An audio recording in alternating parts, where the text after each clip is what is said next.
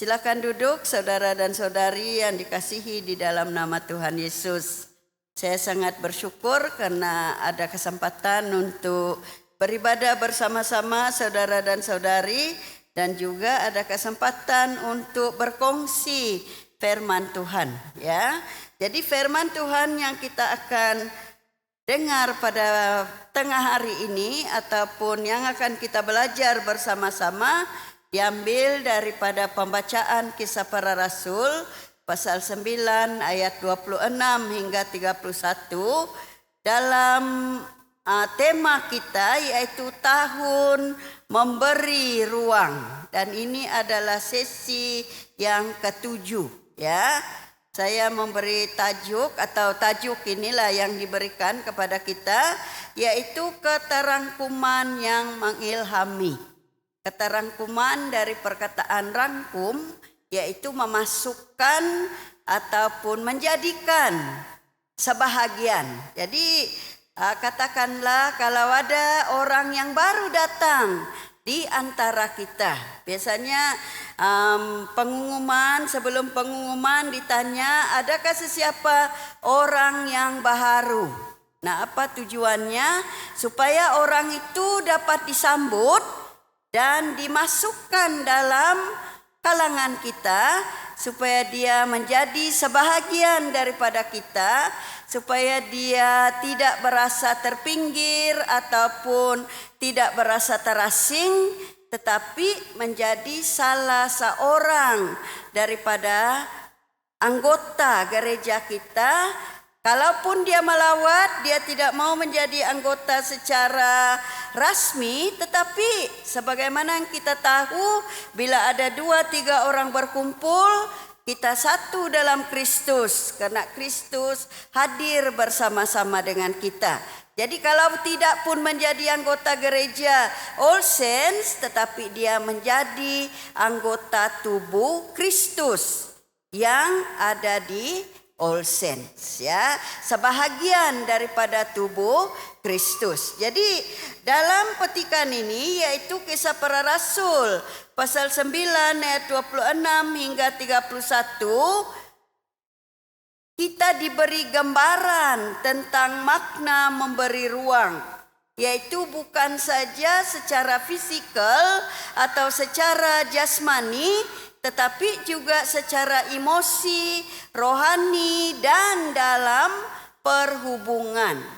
Jadi memberi ruang secara fisikal biasanya umpamanya kalau di sebelah kita masih ada ruang dan ada orang datang, kita persilakan dia duduk di sebelah kita.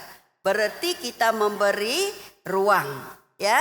Tetapi memberi ruang juga maksudnya memberi peluang. Umpamanya dia melakukan kesilapan, kita mengampuni dia dan kita memberi ruang atau memberi peluang ataupun kesempatan bagi orang yang sudah bersalah itu, yang sudah mengaku salahnya itu, supaya dia boleh membuktikan bahwa dia betul-betul sudah bertaubat ataupun tidak lagi melakukan kesalahan yang sama. Dari segi emosi, kita memberi ruang kepada orang untuk menyesuaikan diri. Mungkin ada orang cepat dia menyesuaikan diri. Ya, apabila dia datang saja dia sudah boleh bercerita, bersalam-salam dengan semua orang. Tapi ada orang juga dia segan-segan karena dia seorang yang pemalu.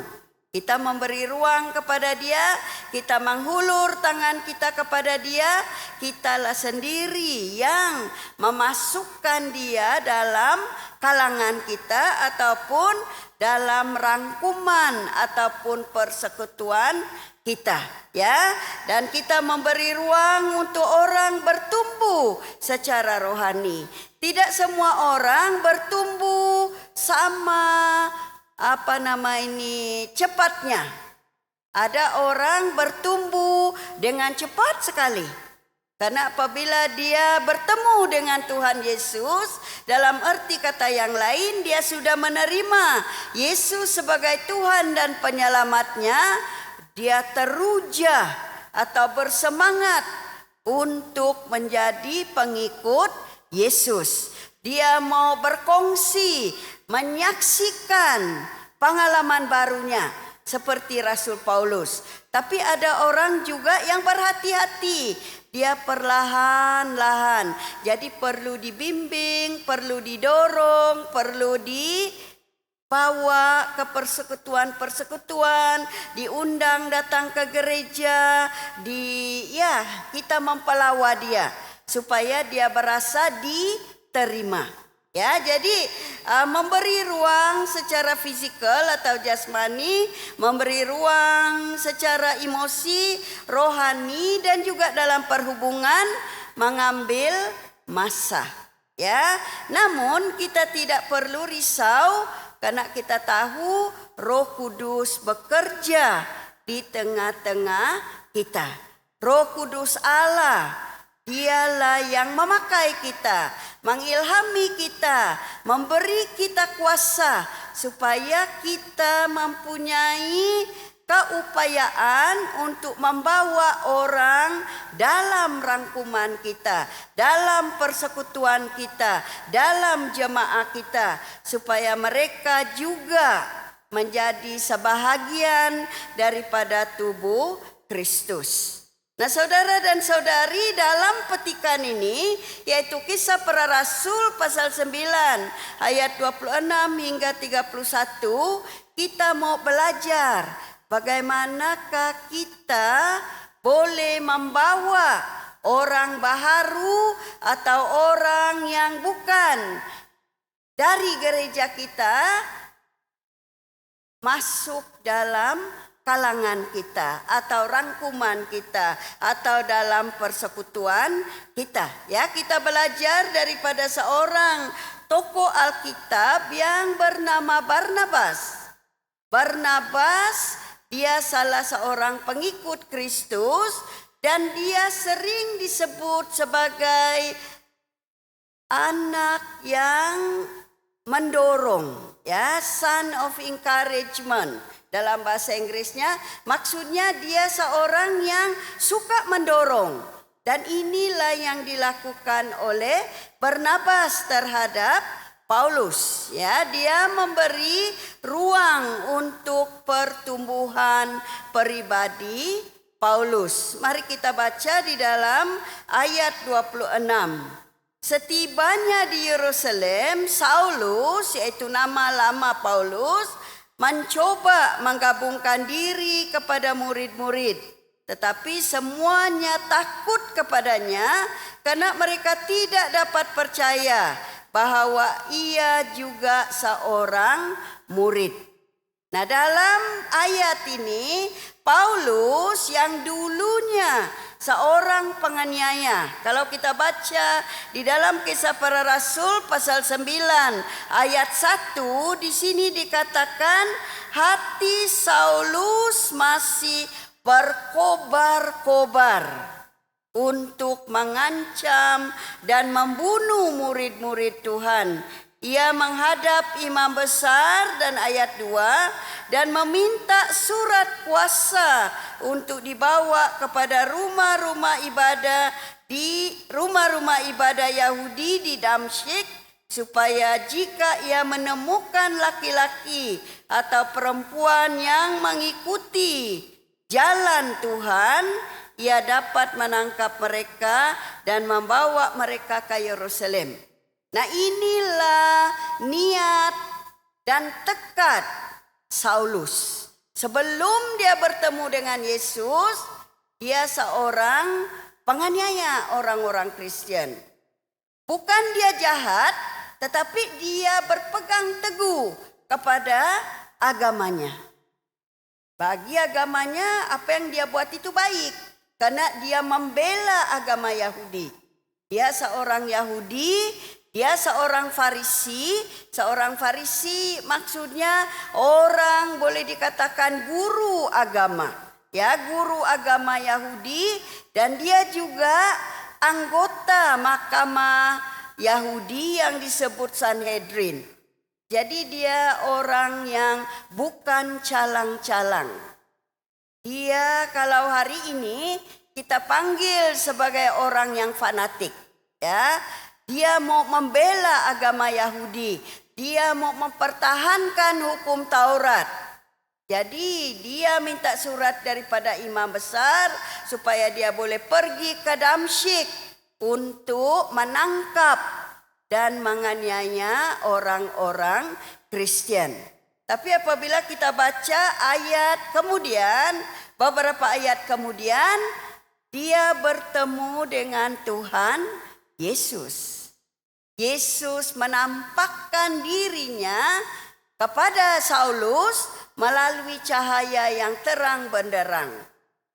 Dan disimpulkan atau dipendekkan cerita, Saulus bertaubat. Dia bertaubat. Jadi bukan lagi dia seorang penganiaya. Apabila dia sampai ke Damsyik, dia berkhotbah.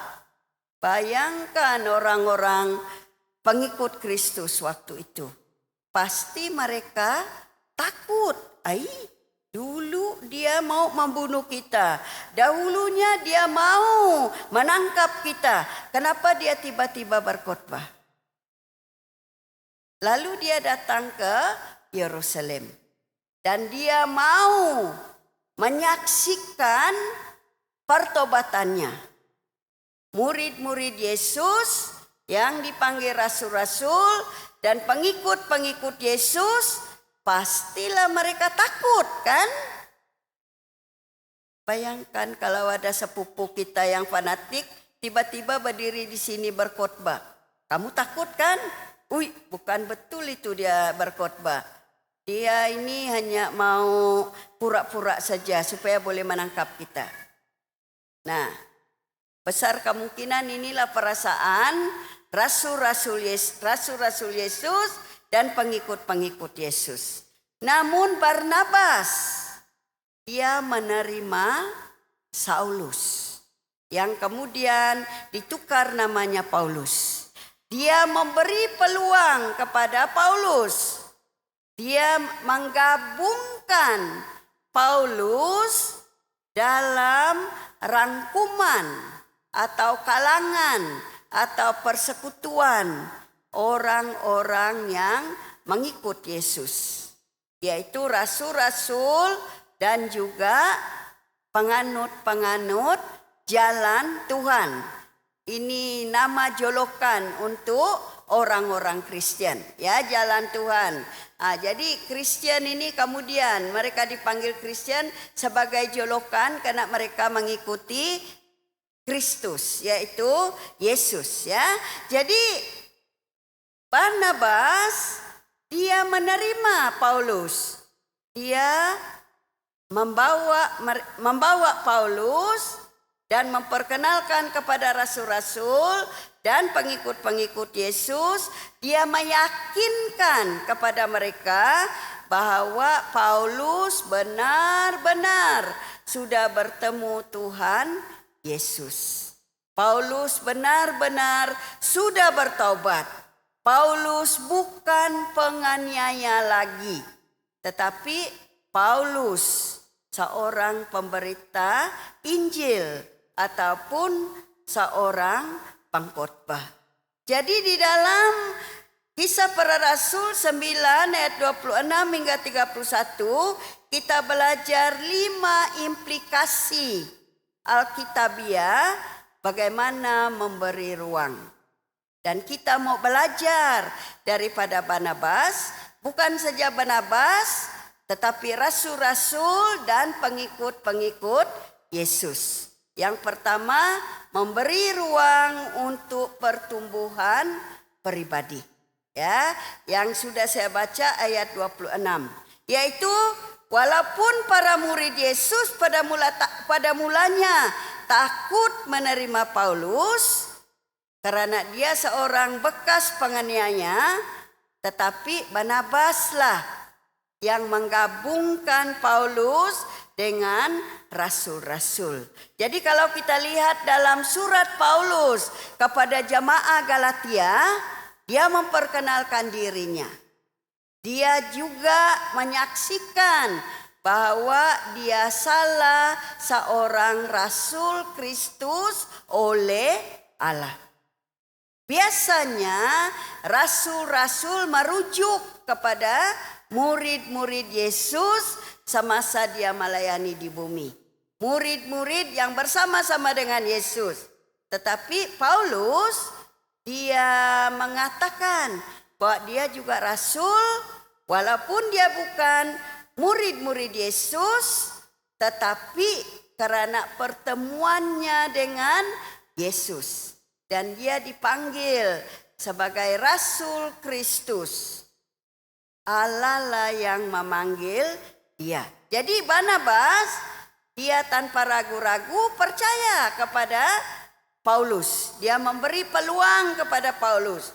Dan dia coba mendorong dan meyakinkan rasul-rasul dan juga pengikut-pengikut Yesus yang lain. Sehingga Paulus dapat diterima, dia bergabung dengan mereka, dia menjadi sebahagian daripada mereka. Dan dia bertumbuh secara pribadi dalam lingkungan atau dalam persekutuan rasul-rasul dan juga orang-orang percaya yang lain. Nah, memberi ruang saudara dan saudari adalah memberi orang peluang untuk membuktikan pertobatannya, untuk membuktikan kesaksiannya, dan untuk memberi dia persekitaran di mana dia boleh bertumbuh secara rohani. Ya, supaya dia boleh bertumbuh karena dia bersama-sama dengan orang-orang yang percaya. Oke, yang kedua kita melihat bahwa memberi ruang untuk advokasi dan membina jambatan. Nah, bukan bina jambatan ya, bukan bina jambatan dari sini pergi Karamunsing atau dari sini pergi Imago, tidak. Membina jambatan di sini maksudnya membina hubungan, menjalin hubungan. Jadi katakanlah si E dan B ada selisih paham. Kita membina jambatan supaya mereka boleh berdamai. Kita jadi pendamai. Nah, inilah yang dibuat oleh si Barnabas ya. Dia memberi ruang untuk advokasi ataupun untuk membela atau untuk menyokong atau untuk menganjurkan Paulus supaya dia boleh menjadi sebahagian daripada persekutuan orang-orang yang percaya kepada Yesus. Supaya dia tidak merasa kerasulannya kurang kalau berbanding dengan Petrus, Yohanes dan Yakobus dan murid-murid yang lain. Supaya dia merasa berdiri sama tinggi, duduk sama rendah dengan pengikut-pengikut Yesus yang lain. Jadi ini juga perlu kita belajar. Supaya kita tidak memilih bulu. Supaya kita tidak memandang, oh dia orang kaya, oh dia berpangkat tinggi, oh dia ada kedudukan. Baru kita layan. Sebenarnya kita layan semua orang. Supaya kita sama-sama berdiri sama tinggi, duduk sama rendah di hadapan Tuhan. Karena Tuhan mengasihi kita sama rata. Ya, Tuhan mengasihi setiap orang, baik yang duduk di depan, yang di belakang pun dia mengasihi. Yang di atas pun dia mengasihi. Yang di sini, di sana dia mengasihi.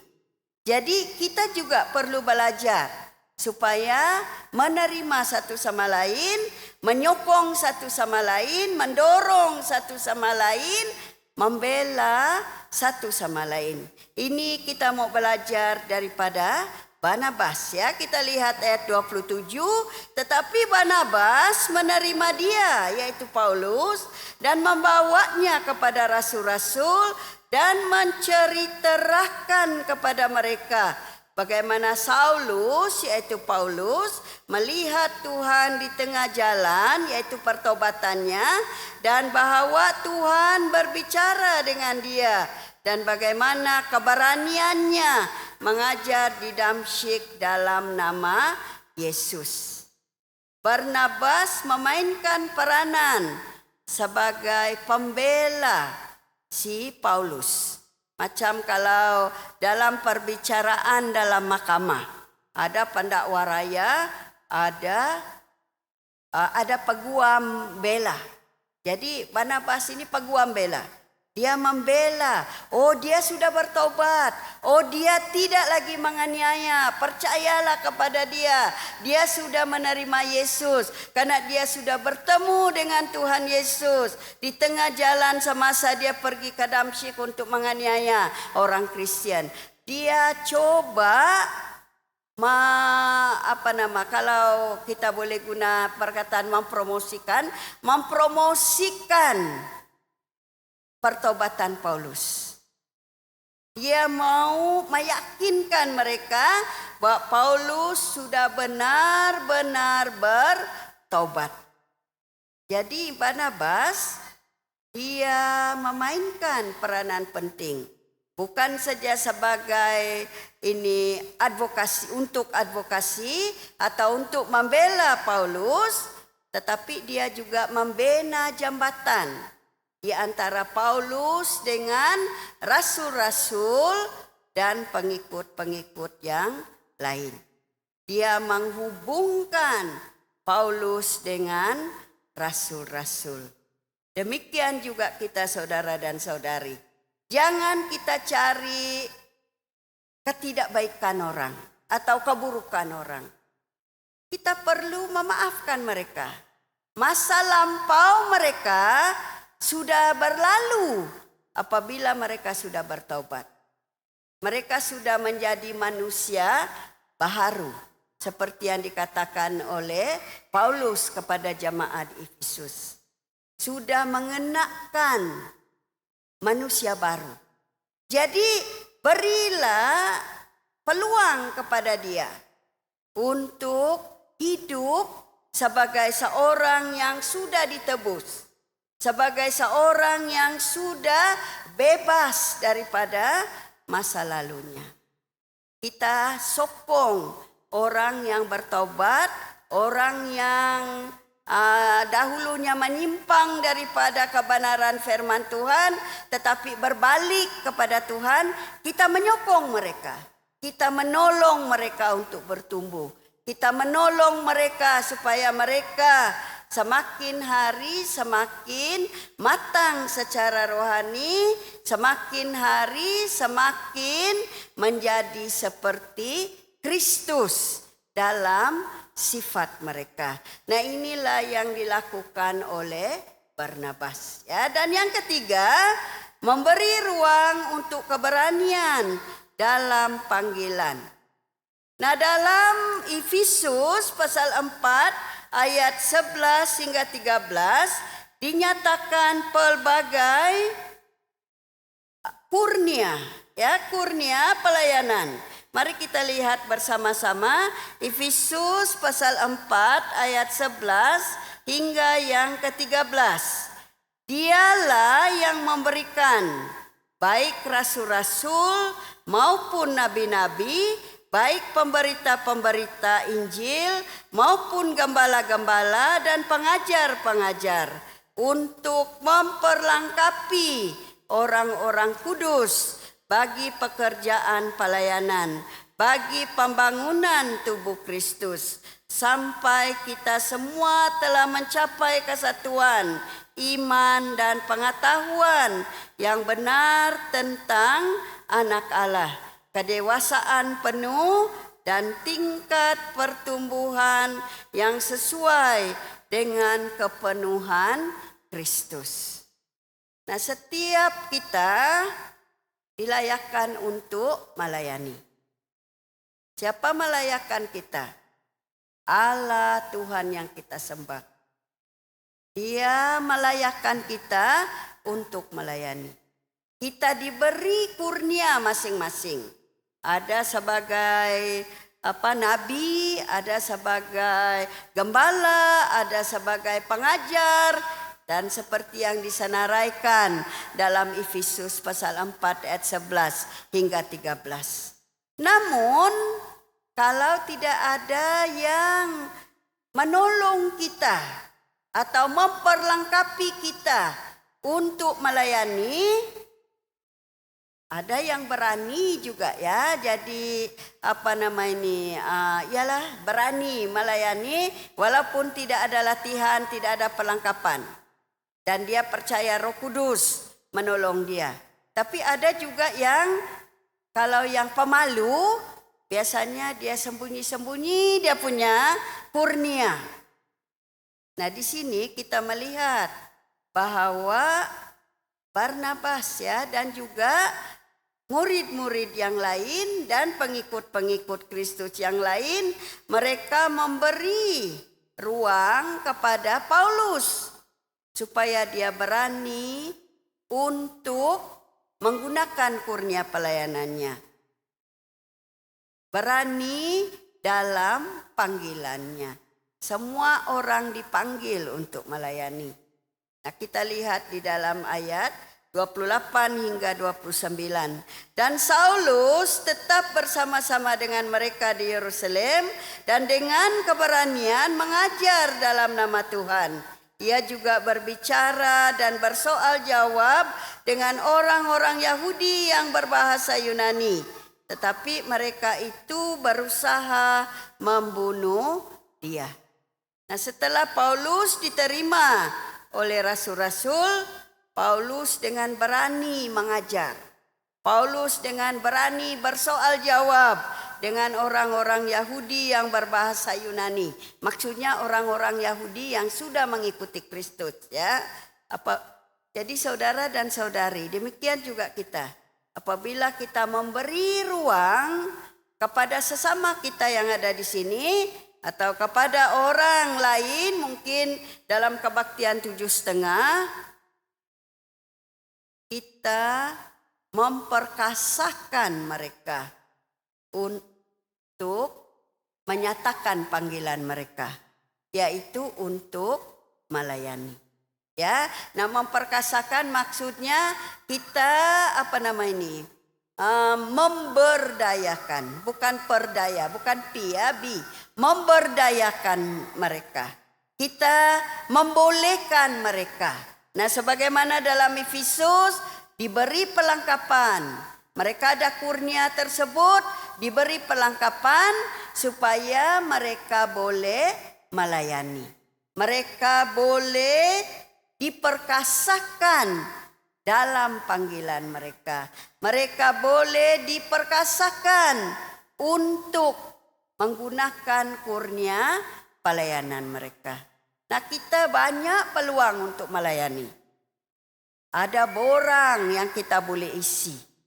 Tidak perlu kita jumpa secara bersemuka. Mungkin kita segan-segan kalau berjumpa secara bersemuka. Tapi boleh isi borang. Tulislah apa yang kita mau buat. Jadikanlah itu pelayanan kita. Mungkin mula-mula kita segan-segan mau membaca Alkitab. Karena tidak biasa membaca di halayak ramai. Kita mula dulu dengan pelayanan, mungkin menyambut tetamu, memungut uang persembahan, ataupun ya kalau kita ada kurnia untuk mengajar, apalagi kalau kita guru-guru.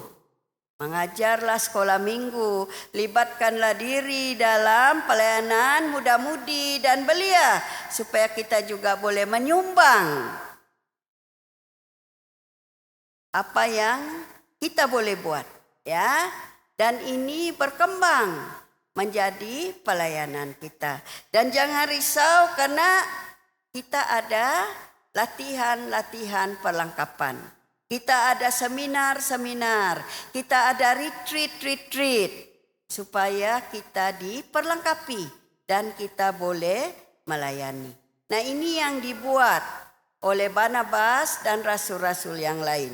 Mereka membenarkan Paulus untuk mengajar. Karena semakin kita berlatih, semakin kita menjadi baik. Ya, ada pepatah bahasa Inggris kata latihan menjadikan kita sempurna.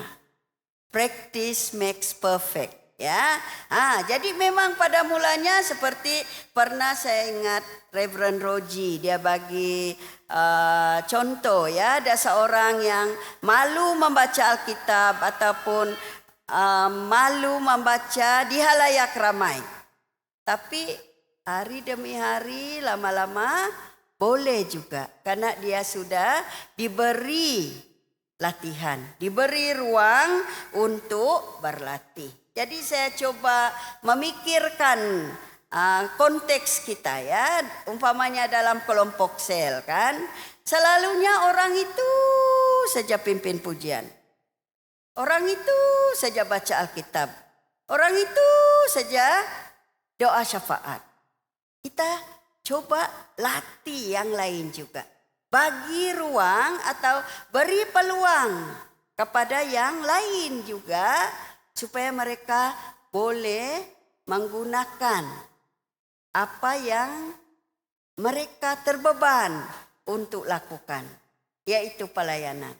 Ya, seperti Paulus ya, dia diberi peluang supaya dia boleh mengajar, supaya dia boleh berdialog dengan orang-orang Yahudi yang berbahasa Yunani, supaya dia boleh memberitakan Injil.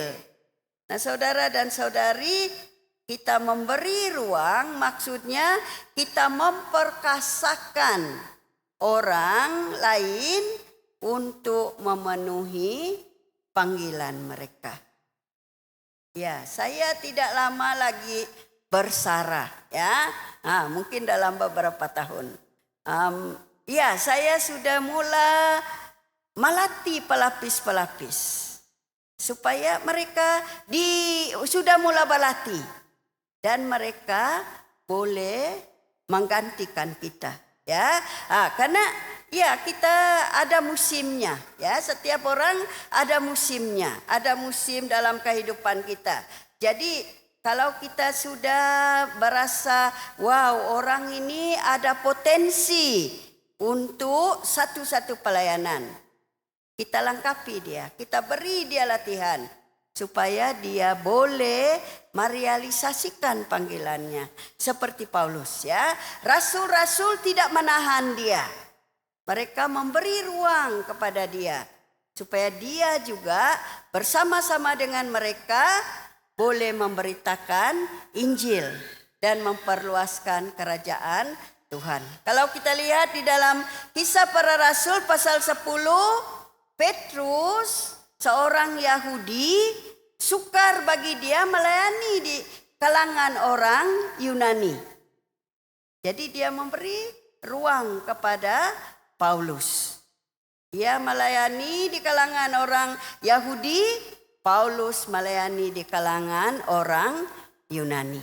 Memberi ruang, memperkasakan satu sama yang lain untuk merealisasikan panggilan kita. Ya, oke. Yang keempat, kita memberi ruang untuk keselamatan dan perlindungan. Nah, di dalam ayat 30, akan tetapi setelah hal itu diketahui oleh saudara-saudara anggota jemaat, mereka membawa dia ke Kaisaria dan dari situ membantu dia ke Tarsus. Apabila Paulus menghadapi ancaman dan bahaya di Yerusalem, anggota-anggota jemaah memastikan dia selamat, dia dilindungi. Mereka memberi perlindungan kepada dia dengan membawa dia ke Kaisaria, yaitu satu bandar lagi, dan kembali ke Tarsus, yaitu tempat asalnya. Nah, saudara dan saudari, memberi ruang menyediakan persekitaran yang selamat. Ya, menyediakan persekitaran yang selesa, yang nyaman. Kita mengambil konteks kita di All Saints. Apabila orang merasa tidak terancam, Dia boleh duduk dengan siapa saja, dia tidak terpaksa memilih tempat duduk. Oh, saya tidak mau itu musuh ketat saya. Berarti dia sudah berasa terancam. Kita tidak mau seperti itu, ya. Kita mau supaya persekutuan kita di Olsen, jemaah kita adalah tempat yang selamat. Tempat selamat untuk orang mengaku dosa contohnya. Ya, kalau dalam kelompok sel, atau mungkin dia terbeban dengan satu kesalahannya. Kita memberi dia ruang supaya dia berasa selamat untuk mengaku dan minta didoakan. Bukan pula kita viralkan, ya, tetapi kita menolong dia supaya dia boleh memulakan hidup yang baru. Supaya dia boleh memulakan hidup bersama dengan Tuhan. Jadi bukan saja dia berasa selamat dan selesa secara fisikal karena dikelilingi oleh orang-orang yang menyokong, mendorong, prihatin dan mengasihi, tetapi dia juga mendapat sokongan emosi. Lebih-lebih lagi dia mendapat perlindungan rohani karena ada orang-orang yang mendoakan dia sehingga dia boleh bertumbuh. Nah, ini berbalik kepada konteks Kisah Para Rasul apabila orang-orang Kristen di Yerusalem menyadari bahwa Paulus dia menghadapi ancaman dan bahaya, mereka mau supaya dia boleh selamat melayani di tempat yang lain. Ya, jadi mari kita belajar daripada jemaah awal yaitu pengikut-pengikut Kristus supaya kita menyokong orang-orang di sekeliling kita, sesama kita, supaya kita mengalami berasa selamat, kita berasa dilindungi, kita berasa diperhatikan, kita berasa dikasihi, lebih-lebih lagi kita berasa diterima. Ya, dan tidaklah kita berasa terpinggir atau dianaktirikan. Yang kelima, memberi ruang untuk pertumbuhan dan kedamaian atau keamanan tubuh Kristus. Nah, ini di dalam ayat 31. Selama beberapa waktu jemaat di seluruh Yudea, Galilea dan Samaria berada dalam keadaan damai. Jemaat itu dibangun dan hidup dalam takut akan Tuhan. Jumlahnya makin bertambah besar oleh pertolongan dan penghiburan Roh Kudus. Nah, kita lihat apabila persekitaran selamat,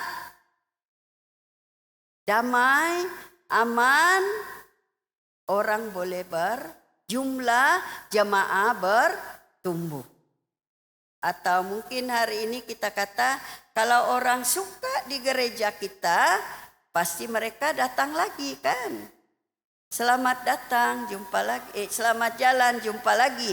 Selalunya kalau di lapangan terbang ada kata-kata ini kan. Dia kata, terima kasih, jumpa lagi. Kalau ini dalam pesawat pun, apabila kita keluar dari pintu pesawat, mereka akan kata, jumpa lagi. Kalau kita senang, kita terus mau menggunakan pesawat itu. Atau dalam klinik ya, tapi saya pernah ditegur, ini lucu lah. Saya selalu kata kepada dokter atau jurawat, terima kasih, jumpa lagi. Dia kata jangan cakap jumpa lagi, sebab saya tidak mau kamu sakit lagi. Nah, bukan begitu ya. Kita punya gereja ini bukan rumah sakit ya. Kita mau orang datang dan sehat supaya mereka terus berasa sehat dan terus dapat datang. Ya, jadi ya kita memberi ruang untuk pertumbuhan dan keamanan tubuh Kristus. apabila kita memberi ruang kepada satu sama lain untuk bertumbuh secara pribadi dalam mengambil bahagian dalam pelayanan dalam tubuh Kristus, gereja kita mengalami pertumbuhan.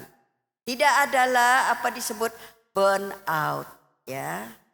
Mungkin ada pelayan-pelayan berasa burn out. Tahu burn out kan? Burn out ini macam terlalu letih karena kurang rehat. Kalau pelayanan kita dibahagikan, masing-masing mengambil bahagian dalam pelayanan, semua pelayan kita pasti bermuka ceria. Kita semua pasti bersemangat. Kita berasa dimotivasikan. Kita berasa didorong. Kita berasa dihargai. Nah, saudara dan saudari, apa rahasia mereka takut akan Tuhan? Mereka takut akan Tuhan, bukan maksudnya takut, bukan takut. Ya, tetapi takut di sini maksudnya mereka mau memuliakan Tuhan. Mereka mau memberi penghormatan yang tertinggi kepada Tuhan. Bagaimanakah kita takut akan Tuhan? Bagaimanakah kita mau memuliakan atau memberi penghormatan tertinggi kepada Tuhan? Persembahkanlah diri kita kepada Tuhan, supaya Tuhan boleh memakai kita sebagai pelayan-pelayannya, supaya kita boleh terlibat dalam pelayanan Tuhan, supaya bersama-sama kita boleh menjangkau lebih ramai orang. Orang tertarik untuk datang ke All Saints karena mereka berasa selamat, mereka berasa diterima, mereka berasa didorong, mereka berasa diperhatikan, mereka berasa dikasihi melalui pelayanan kita masing-masing. Jadi mari kita belajar daripada jemaah awal, ya, gereja di Yerusalem. Bagaimana kita boleh menarik lebih ramai orang melalui penglibatan kita di dalam pelayanan, melalui hubungan kita yang baik di antara satu sama yang lain, sehingga kita mengalami damai sejahtera Kristus. Ya, kita lihat di dalam Kolosi pasal 3 ayat 15 hingga 16. Kolosi pasal 3 ayat 15 hingga 16 berbunyi begini, hendaklah damai sejahtera Kristus memerintah dalam hatimu, karena untuk itulah kamu telah dipanggil dalam satu tubuh, dan bersyukurlah. Hendaklah perkataan Kristus tinggal dengan limpahnya di antara kamu,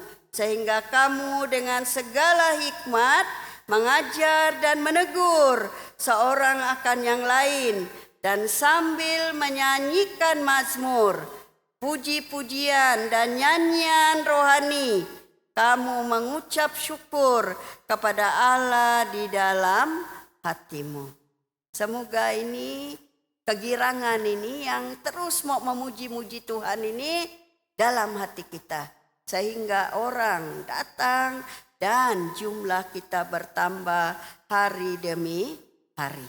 Jadi inilah 5 implikasi dari Alkitab bagaimana kita memberi ruang kepada orang yang baharu, kepada satu dengan yang lain, dan juga kepada diri kita sendiri. Supaya kita sama-sama bertumbuh, supaya kita sama-sama matang atau mencapai kedewasaan dalam Kristus, supaya kita juga sama-sama boleh memberitakan Injil melalui pelayanan kita masing-masing, sehingga kerajaan Allah diperluaskan. Nah, sebagai kesimpulannya, saudara dan saudari, Kisah Para Rasul pasal 9 ayat 26 hingga 31, kita melihat bagaimana Barnabas memainkan peranan sangat penting dalam pelayanan Paulus. Dia telah memberi ruang kepada Paulus dengan menyokongnya, mempromosikan ataupun menolong dia bertumbuh secara rohani, dan juga di dalam pelayanannya menganjurkan atau membela dia dalam pelayanannya, mewujudkan persekitaran yang selamat bagi dia dan menggalakkan perdamaian antara Paulus dengan murid-murid Yesus dan anggota jemaah yang lain. Barnabas mengilhami kita dengan sikap keterangkuman ini, yaitu menggabungkan orang baharu yang sudah bertaubat dalam lingkungan kita, dalam persekutuan kita, dalam jemaah kita. Mari kita lihat di sekeliling kita. Adakah Paulus di antara kita? Kita keluar nanti. Adakah Paulus? Bawalah mereka dalam gereja kita. Ya. Mari kita meneladani Barnabas dengan memberi orang lain ruang supaya mereka diperkasakan untuk bertumbuh secara pribadi dan juga dalam pelayanan. Mari kita berdoa. Allah Bapa di surga, Tuhan kami sangat bersyukur untuk firman-Mu pada hari ini. Kami berdoa Tuhan agar firman-Mu terus berbicara kepada kami melalui Roh Kudus-Mu. Supaya kami Tuhan dibangunkan oleh firman-Mu, dikuatkan oleh firman-Mu, dan diperkasakan oleh firman-Mu untuk menerapkan apa yang kami sudah dengar di dalam kehidupan kami dan juga di dalam pelayanan kami. Tuhan, kami juga berdoa untuk jemaah kami di All Saints ini.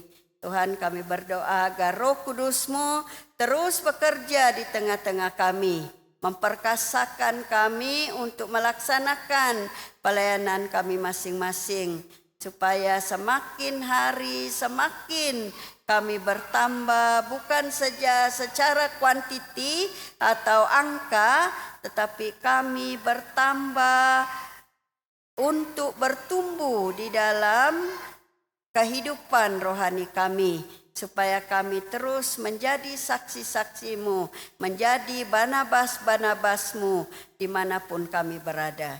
Terima kasih Tuhan, dalam nama Yesus kami berdoa dan mengucap syukur. Amin. Terima kasih semua, Tuhan memberkati.